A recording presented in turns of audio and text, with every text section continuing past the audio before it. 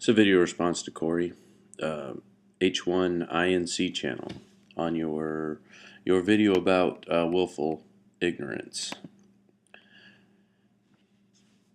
We've talked quite a bit about this, and what I want to do, I want to see maybe if we can all sit down at that table I was talking about and see if we can come to an agreement here, or not an agreement, but an open-ended view. Let me make something clear briefly.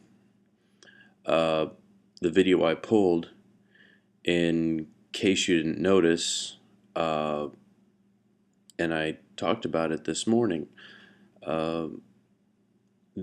it was because of the abuse on both sides. It wasn't that one person can have an opinion but another person can't.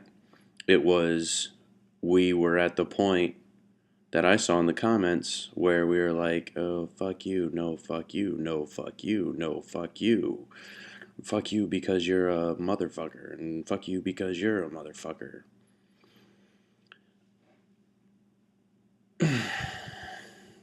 People could debate it in the end of time if freedom of speech covers pointless abuse. And I wouldn't abide that on any terms in such a fashion. I couldn't do it. And to you included. And to the service people that spoke up against it on my video, getting it from the service people who spoke up for it, or, you know,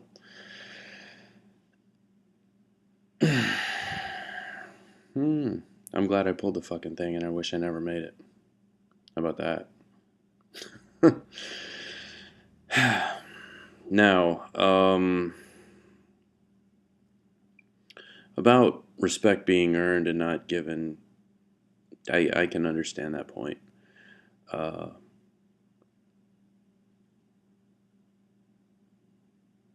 If I don't think it was your point, but if it's as simple as that, do people just automatically not respect, waiting for respect to come to them so that they can in turn return it? Because if that's the case, you open the door with your a mouth breathing knuckle dragger, you know, and you lumped everybody into that category as an opening volley. So in a way, if we hold to that standard, then that would have to be continued. You know what I mean?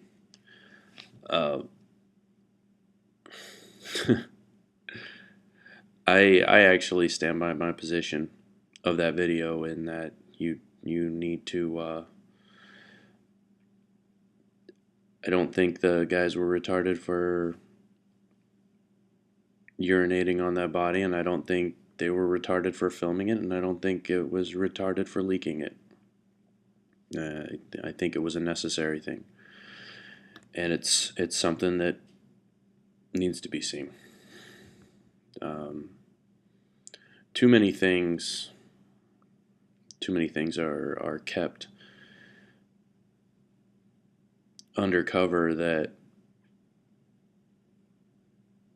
should be seen. People have to count the cost, and they need to know what's going on when that American flag is flying somewhere else.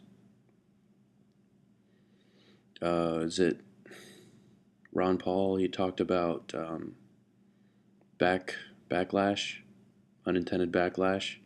The American people have no idea, you know. I understand that many people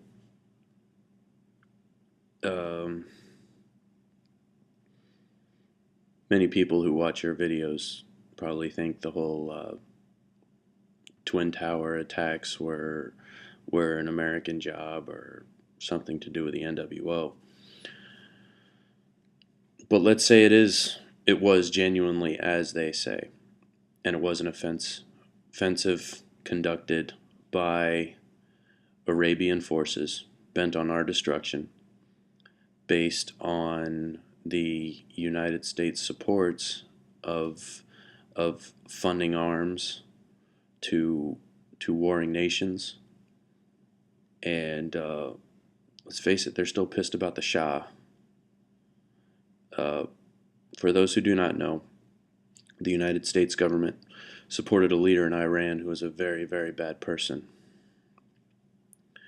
And when the Ayatollah came to power, he was in exile and nobody would give him over. And they're still pissed about that. They have,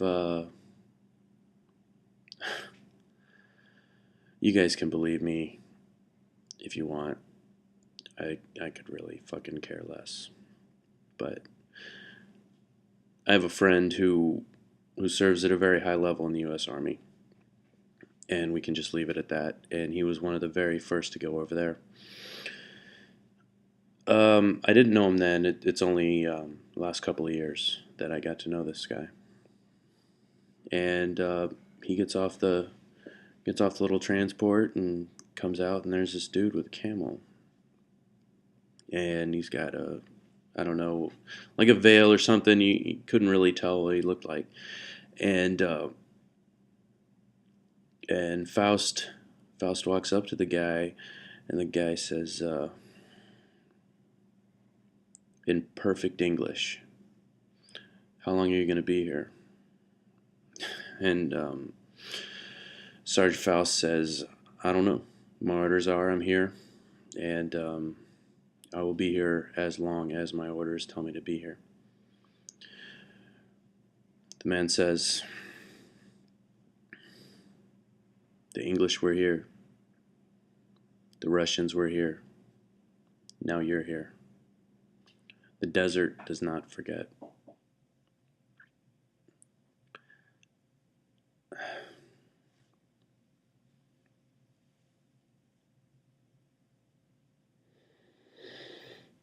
Now,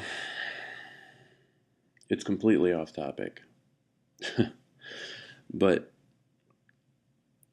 Faust is one of those guys who signed his name on a piece of paper to stand in the way between you and the people intent on harming you. Okay? Same goes for Haas. Same goes for Hibernia's son.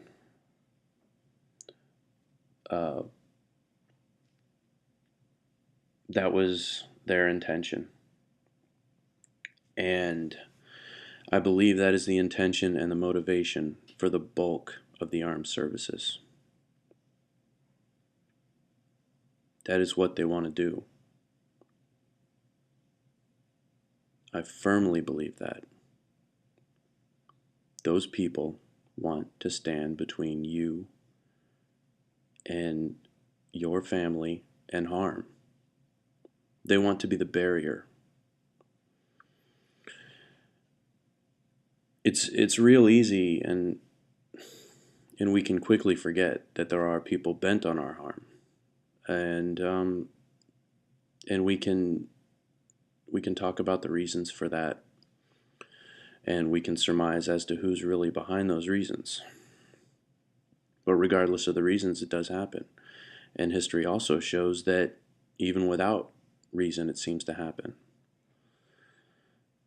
And it's a tough call when we're in this proactive type situation of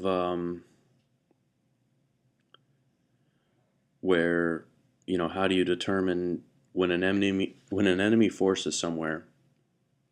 Let's use Iraq as an example. When Iraq invaded Kuwait, 1990. How far does, I think, what was that, the fourth largest military in the world at that time? How far does the fourth largest military in the world have to go before we end up in a situation that is very difficult to overcome, that does affect us?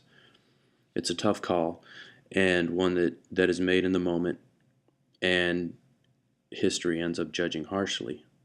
But all the while, there are those men and women who sign on the line to stand between us and that harm. Is it delusional? I don't think so. I think it's admirable. I really do. Um, and frankly, and I very much believe this, to take the actions of a few and use them to condemn the whole, I think is inappropriate and misplaced.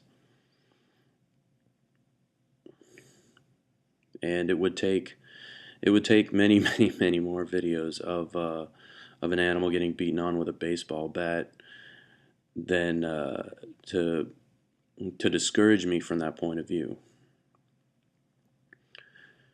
Um,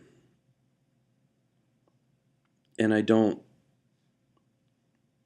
necessarily see that view as changing either, because in this portrait that shall not be infringed talked about earlier, the best of America is really really good.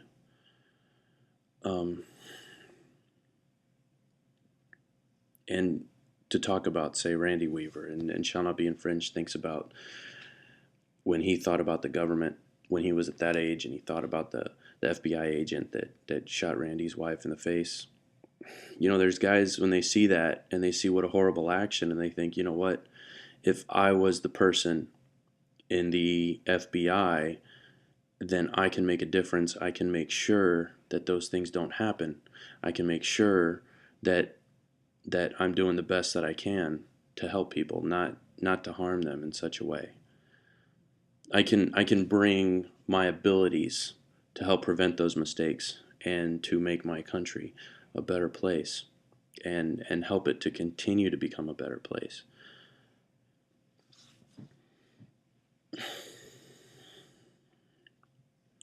The conversations we're having on here, I think, are a microcosm of this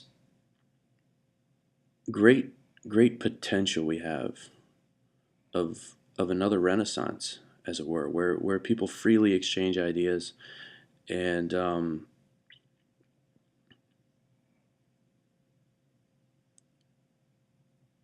I don't know. It's funny what it's used for, and it's funny, speaking for myself anyway. It's funny when I find myself sometimes not ready for it. Even me, even the mighty vlogger Lamb Dog. I get pissed, same as anyone. Sometimes I don't. Sometimes I don't. But matters of family, and matters of issues where you want to express something but you don't have the words. It's tough. It really is tough. Uh, but I don't want to be ignorant, and it's tough to be accused of ignorance when you work so hard to not be. And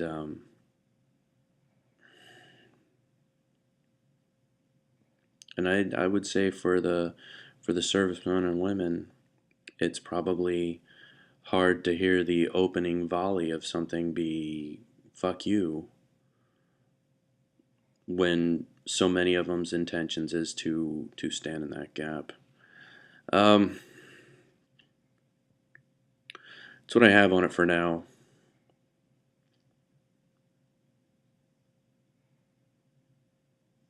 I don't know.